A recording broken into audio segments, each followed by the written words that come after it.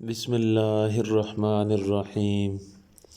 حضرت ارباز بن ساریہ رضی اللہ تعالیٰ عنہ روایت کرتے ہیں کہ رسول اللہ صلی اللہ علیہ وسلم نے ایک دن ہمیں نماز پڑھائی۔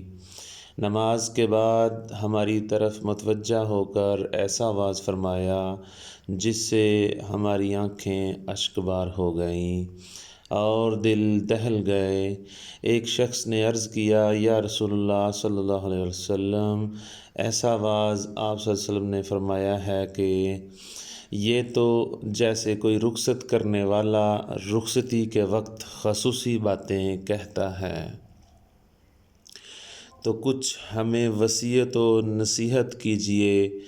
آپ صلی اللہ علیہ وآلہ وسلم نے فرمایا، میں تمہیں یہ وصیت کرتا ہوں کہ اللہ تعالیٰ سے ڈرتے رہنا اور مسلمان بادشاہ کی اطاعت و فرما برداری کرنا، اگرچہ وہ حبشی غلام ہی کیوں نہ ہو، اور جو میرے بعد زندہ رہے گا وہ بہت اختلاف دیکھے گا۔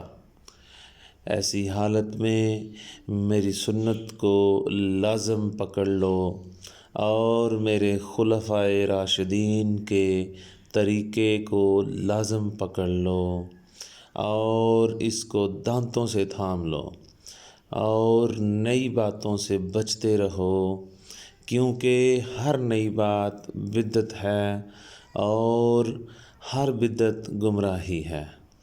اس حدیث سے معلوم ہوا کہ حدیث پر عمل کرنا اختلاف و بدعت سے بچاتا ہے، اور جو اس سے بچ گیا وہ نجات پانے کا مستحق ہے۔ رسول اللہ صلی اللہ علیہ وسلم نے فرمایا، میں تم میں دو چیزیں چھوڑے جا رہا ہوں، جب تک تم ان دونوں کو مضبوطی کے ساتھ پکڑے رہو گے تم کبھی بے راہ نہیں ہو سکتے۔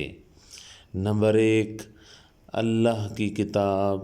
نمبر 2، میری سنت یعنی حدیث۔